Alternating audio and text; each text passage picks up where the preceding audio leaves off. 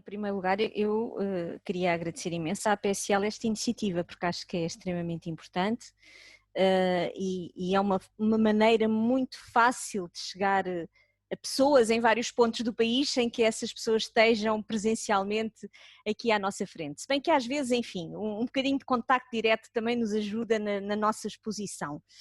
E pegando para já na última slide da professora Ana Sofia, nós vamos falar aqui um bocadinho sobre a alimentação do poldro e é quase impossível falarmos da alimentação do poldro sem associarmos as diferentes fases do crescimento do poldro às suas necessidades. No cavalo, esta fase de crescimento ainda é bastante longa, ela pode durar de 3 a 5 anos, consoante a raça.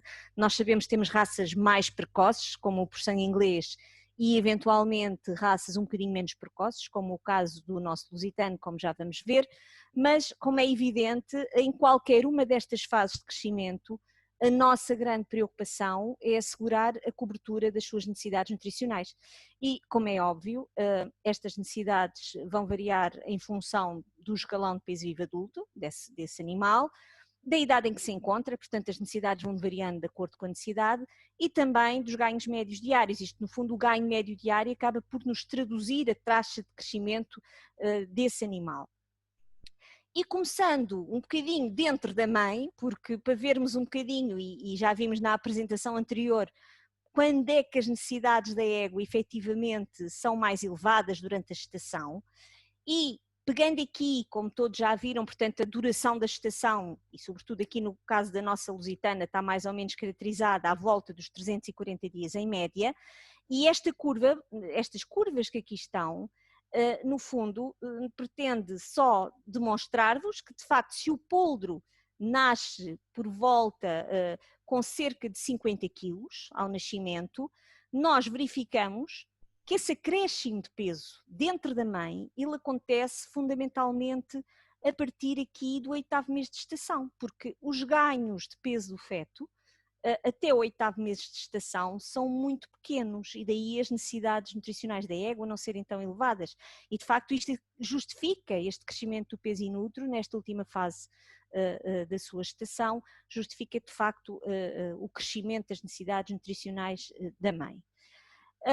Para começarmos a falar do crescimento e para começarmos a falar do ponto do nascimento, e estas duas curvas que eu aqui vos vou mostrar, normalmente vou aqui apresentar-vos sempre a curva de evolução do peso vivo e a curva de evolução da altura ao garrote, e este slide é tão só para vos indicar os valores médios estimados para a raça lusitana nos nossos sistemas, nos sistemas de produção extensivos. E de facto os nossos poldrinhos nascem com cerca de 10% do peso adulto que está inscrito no padrão da raça e cerca de 62,5% da altura ao garrote adulta, e isto para o valor dos machos, para o 1,60 m. Isto só para vos dizer que ao nascimento o poldrinho já tem um grande desenvolvimento em altura, que a responsabilidade deste grande desenvolvimento em altura tem a ver com o facto de ao nascimento os seus ossos longos já terem cerca de 73% do tamanho que terão à idade adulta. O nosso poldrinho, e como estão aqui criadores presentes que eu já os vi, e como sabem, ele é capaz de se manter em pé e galopar apenas algumas horas logo após o nascimento. Tudo isto são atividades que consomem energia e ele traz com ele reservas energéticas um pouco limitadas e tem necessidade de ter acesso, assim que nasce, a nutrientes que lhe permitam suportar essas atividades. E claro, o primeiro alimento a que ele tem acesso é o colostro, e queria aqui acentuar que é de facto importantíssima a ingestão deste colostro, pelo seu diversificado papel, tanto pela promoção da expulsão do mecónio, como, e aqui um dos grandes ênfases que devemos dar à importância da ingestão de colostro é a transferência de imunidade passiva. Portanto, um bom colostro deverá ter um valor superior a 3.000 mg de imunoglobulinas por decilitro, e também pelo seu papel, portanto um outro papel que o colostro aqui tem às primeiras horas, pelo seu papel nutritivo, porque o colostro tem um valor energético elevado e um valor proteico obviamente elevado pelo conteúdo que tem em imunoglobulinas. Ao primeiro dia de vida, nada disto que eu vos estou aqui a apresentar é novidade, mas todos, provavelmente, os criadores já observaram isto com muita frequência. Ele apresenta um reflexo de sucção poucos minutos logo após o parto, consegue normalmente mamar pela primeira vez entre 1 a 2 horas após o parto e vai ingerir nestas primeiras 24 horas de vida até quase cerca de 15% do seu peso vivo, portanto da sua massa corporal, em primeiro lugar na forma de colostro, depois vai evoluindo para leite. Infelizmente, e queria só aqui chamar-vos a atenção que às vezes temos esta situação, que não é de todo agradável, mas quando isto acontece podemos, enfim, optar por algumas alternativas, nem sempre de fácil aplicação. Esta é talvez a que seria ideal, que era que uma égua que tenha perdido o seu poldro à nascença pudesse adotar este poldro, mas nem sempre assim acontece e daqui a importância grande que os criadores deviam estar sensibilizados para terem na sua exploração, na sua codelaria, um banco de colostro congelado. Portanto, isto é algo que se constrói com alguma facilidade, se as éguas conseguirem deixar, de facto, ordenhar um bocadinho do seu colostro e constituir de facto, um banco de colostro congelado. Depois, em termos de leite de substituição, existem fórmulas comerciais específicas para poldros. O mais parecido, se não for uma fórmula comercial, será o leite de cabra e melhor ainda o leite de burra, se tivéssemos leite de burra, porque o leite de vaca por si só não é assim muito adequado devido ao seu elevado conteúdo em caseína e a égua tem um teor mais baixo desta proteína. Em termos de fracionamento, alimentar um poldro órfão não é propriamente uma tarefa muito fácil. Ele deve ter cerca de 10 a 11 refeições durante a primeira semana, dia e noite, e depois, claro, podemos começar a diminuir essa frequência e no caso destes animais, a partir das 2 semanas de vida, podemos logo começar a colocar à disposição algum alimento sólido. Um alimento que seja constituído por pellets de leite, um feno que pode ser colocado à disposição de muito boa qualidade, enfim, algum alimento composto específico àquela fase e estes animais normalmente são desmamados um pouco mais cedo que todos os outros. Felizmente, e eu aqui este slide é apenas por uma curiosidade, porque em França há este serviço que é o OCOS Poldros Órfãos. Eu tirei isto há 2 dias do site e como podem ver aqui neste site é muito engraçado que há criadores que normalmente perdem as éguas e ficam com os poldros órfãos e acabam por ir procurar na sua área de residência alguma égua que tenha perdido o seu poldro à nascença. Portanto, este slide é apenas uma curiosidade porque eu achei de facto interessante. Felizmente, aquela situação dos poldros órfãos é uma situação muito diminuta face à realidade e de facto vamos agora começar a falar aqui da alimentação do nosso poldrinho durante as primeiras fases. Aquelas primeiras semanas a seguir ao seu nascimento, ele de facto está extremamente dependente do leite da mãe, do leite que vai ingerir e naturalmente da capacidade leiteira que a sua mãe terá. E esta capacidade leiteira não depende só do regime alimentar da própria égua, como também da nota de condição corporal a que a égua se encontra nessa fase. Depois, por imitação da mãe, nós vemos que estes poldrinhos muito jovens, nas primeiras semanas de vida, começam logo a querer mordiscar as pastagens, os fenos, os próprios alimentos concentrados da mãe, mas efetivamente só a partir dos 2, 3 meses de idade é que eles começam a completar a sua dieta com outro tipo de alimentos para além do leite materno. Um comportamento que muitas vezes vemos associados a estes poldrinhos muito jovens é o comportamento de coprofagia. Provavelmente todos já observaram isso e pensa-se que tem a ver um bocadinho com o facto dos poldrinhos poderem, com este comportamento, colonizar, digamos assim, o seu tubo digestivo pelos micro-organismos que são depois essenciais aos processos fermentativos. Avançando agora um bocadinho mais para os 3 meses, para a fase entre os 3 meses e o desmame, e estes valores que eu aqui tenho de ganhos médios diários têm a ver precisamente com os nossos cavalos lusitanos em sistemas extensivos, estamos a falar de sistemas extensivos, e vemos que de facto entre os 3 meses e o desmame ainda têm ganhos médios muito importantes, que podem ir desde os 800 gramas aos 3 meses até aos 520 gramas aos 6, 7 meses de idade, E este gráfico, esta figura, de facto, já foi apresentada na comunicação anterior, mas, no fundo, e como já foi dito, as pastagens são a base da dieta numa codelaria. Se pensarmos em pastagens de sequeiro, esta será a curva típica de produção de erva. Naturalmente, ao cruzarmos esta idade, que se os poldrinhos nascerem aqui entre fevereiro, março e abril, naturalmente chegam ali entre os 3 meses, a fase entre os 3 meses e o desmame vai precisamente coincidir nesta fase em que há uma menor produtividade da pastagem. E como é óbvio, vamos ter que ter outro tipo de estratégias alimentares para colmatar algumas deficiências. E o que é que se vai utilizar durante esta fase? Vamos utilizar alguns alimentos em complemento à pastagem. Quando eu falo de forragens conservadas, estou a falar de feno, de fenocilagem e de alimentos concentrados, também os alimentos compostos comerciais, que possuam uma formulação adequada a esta fase do crescimento do poldro. Como é óbvio, a conversa será outra e teremos que fazer as devidas adaptações se tivermos acesso e a possibilidade de termos pastagens de regadio. Contudo, estas pastagens de regadio não impedem que numa fase de desmame se possa utilizar já outro tipo de alimentos e vão ver porquê agora nos slides seguintes. Porque é de todo conveniente que entre os 3 meses e o desmame se comecem a introduzir alguns alimentos específicos de forma seletiva. E isto que eu acabei de dizer tem aquela palavra que todos conhecem, ou se não conhecem, aquela prática que se faz também noutras espécies, que é o creep feeding. No fundo, o creep feeding não é mais do que introduzir, quando há necessidade, em determinada fase do seu crescimento, um alimento específico. Há vários creep feeders, já havidos mais variados.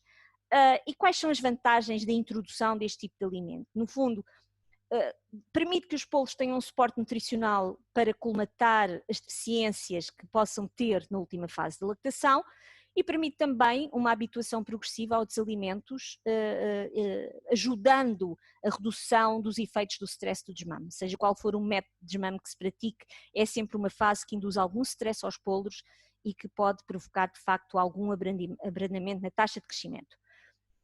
Este tipo de prática pode ser feita a partir dos 3 meses de idade. Devo dizer-vos, por exemplo, no puro sangue inglês ela é antecipada, ela começa logo para aí a partir dos 2 meses de idade os poldros já estão a receber o creep feeding. Não deve ser em quantidades muito elevadas e deve ser doseado consoante os objetivos de produção. A idade a que se encontra, se tem 5 meses é diferente do que tiver 3 meses, a raça e a própria composição do alimento, mas isto sempre respeitando os valores nutricionais recomendados. E existem, não estão aqui apresentados nestas apresentações porque era subcarregar muito e é impossível dizer tudo em tão pouco tempo, mas devem ser respeitados os valores recomendados, quer seja pelo sistema americano ou pelo sistema francês de alimentação. A composição destes alimentos deste creep feeding têm que ser formulados e têm que ser compostos de matérias-primas muito apetentes e aqui, nesta fase, não é que nas outras não seja importante, mas sobretudo nesta fase a qualidade é muito importante. As matérias-primas têm que ser de facto matérias-primas de qualidade que promovam o aporte de determinados níveis de alguns nutrientes. E claro que tudo aquilo que aqui está, a energia, a proteína, os 3 macroelementos minerais, todos são importantes, mas quando está ali lisina à frente da proteína é precisamente aquilo que eu queria referir com qualidade das matérias-primas, porque os poldros têm necessidades específicas neste aminoácido essencial, embora possam ter noutros, obviamente, mas este é aquele que existe recomendações específicas em lisina e assim deve ser seguida essa recomendação. Obviamente, das vitaminas lipossolúveis e do cobre e zinco que já foram aqui falados, e muito importante, respeitar sempre as relações. Tudo o que eu estou aqui a dizer e vou passar com o meu rato aqui por cima, isto é válido para todas as fases alimentares dos poldros, nomeadamente a relação entre 2 macroelementos minerais, o cálcio e o fósforo, e o zinco e o cobre. Portanto, são relações a que devemos dar sempre uma certa atenção. Estamos no desmame, e eu voltei aqui às curvas de crescimento do lusitano, precisamente para verem que quanto pesa mais ou menos um poldro ao desmame, quanto mede ao garrote.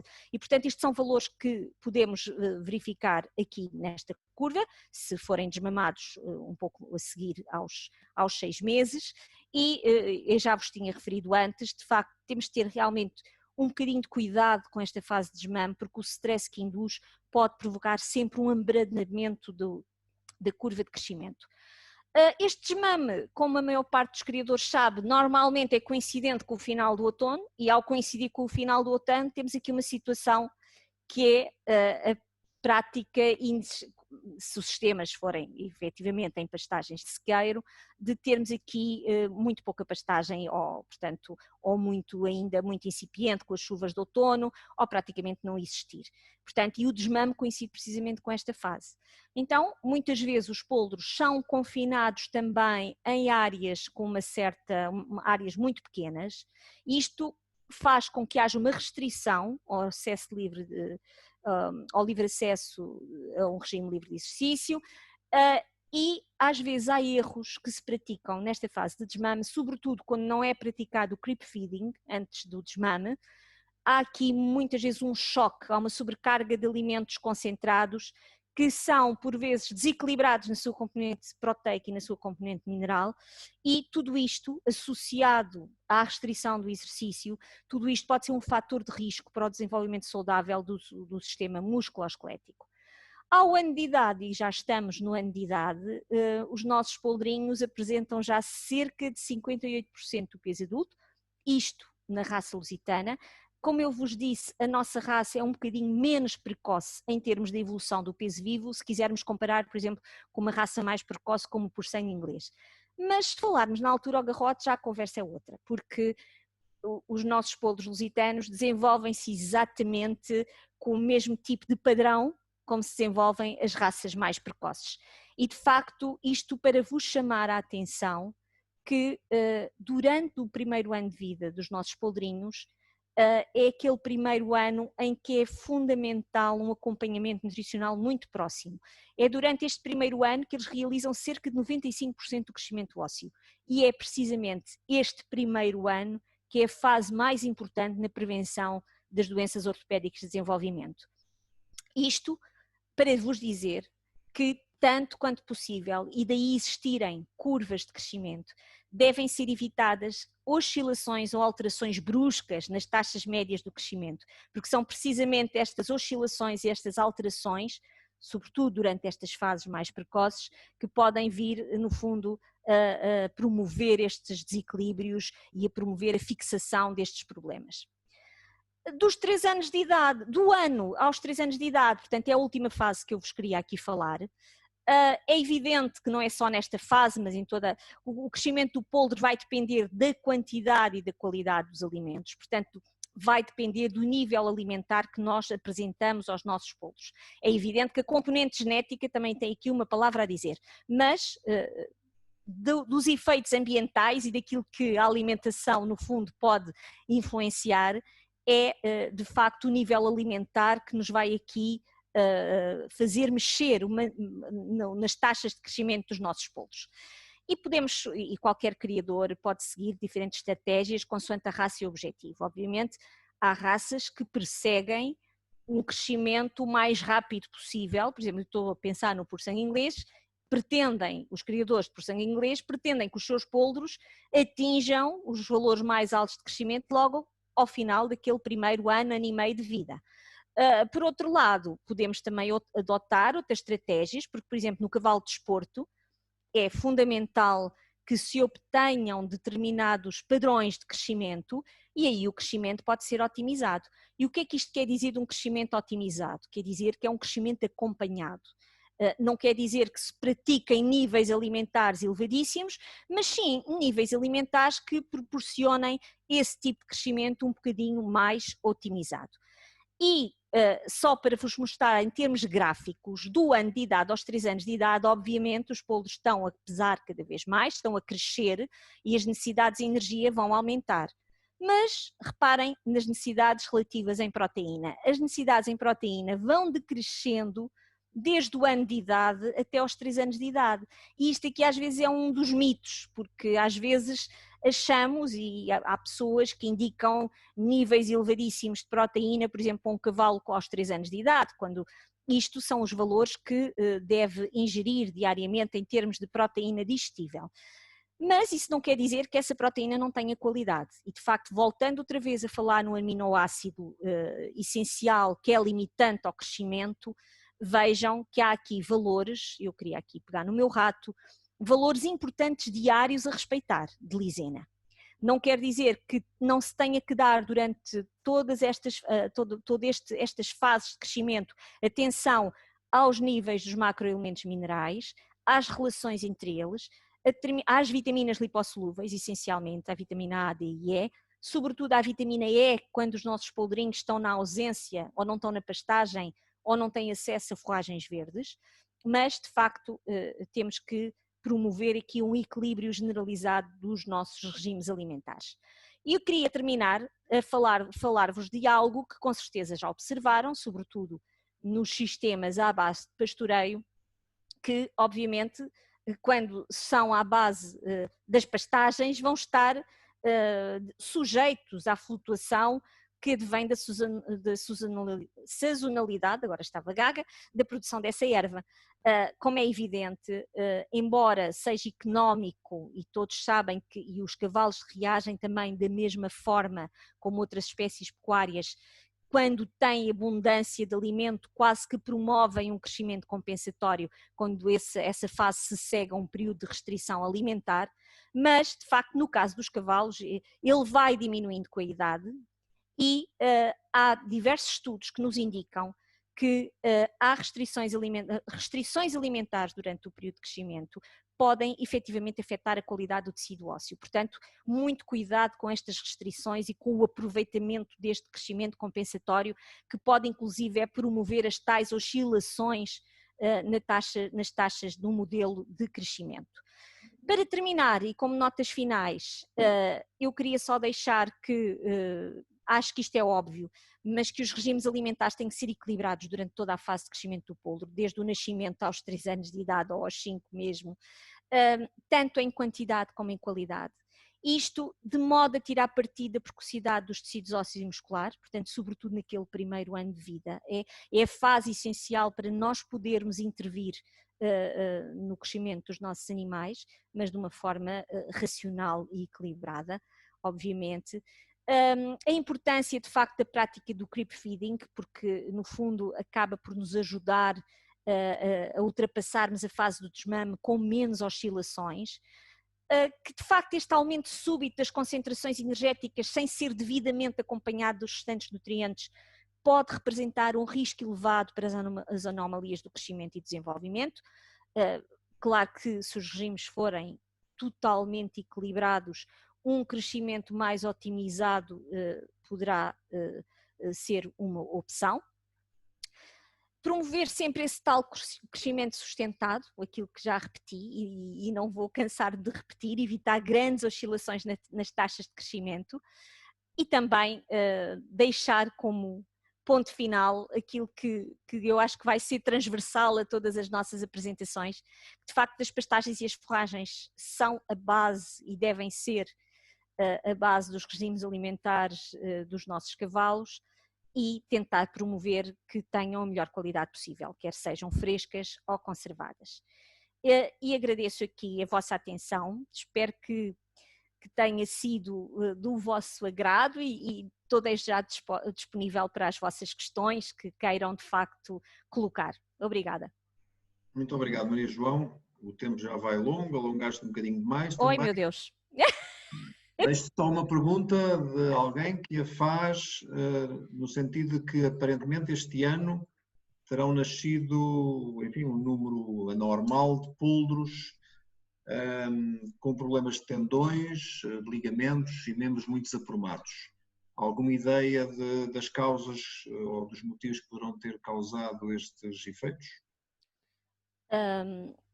Pode ser tão simplesmente uma coincidência, mas poderá também estar relacionado, normalmente esses problemas de deformações de tendões e flexurais estão muito relacionados com o crescimento intrauterino. E às vezes, não é às vezes, nós sabemos que, e foi engraçado porque ouviu-se falar um bocadinho disso na palestra anterior. De facto, o espaço intrauterino da mãe é muito importante e devemos, tanto quanto possível, no caso, por exemplo, da transferência de embriões, procurar receptoras que sejam de preferência iguais, tenham um tamanho igual ou superior. Portanto, não vamos restringir esse crescimento in utero. Eu não estou a dizer que é essa a causa, atenção, estou apenas a levantar um bocadinho de umas possibilidades. Eu não sei porque é que estão a nascer os poldros com tanta frequência, com esses problemas que estão a surgir este ano. Em termos de causas nutricionais, eu não vejo que haja assim uma causa muito direta. Não me parece que o desenvolvimento das nossas pastagens este ano tenha tido assim uns picos tão anormais que fosse justificar algum problema do desenvolvimento in utero, mas eu não tenho uma resposta muito diferente para dar daquilo que já referi.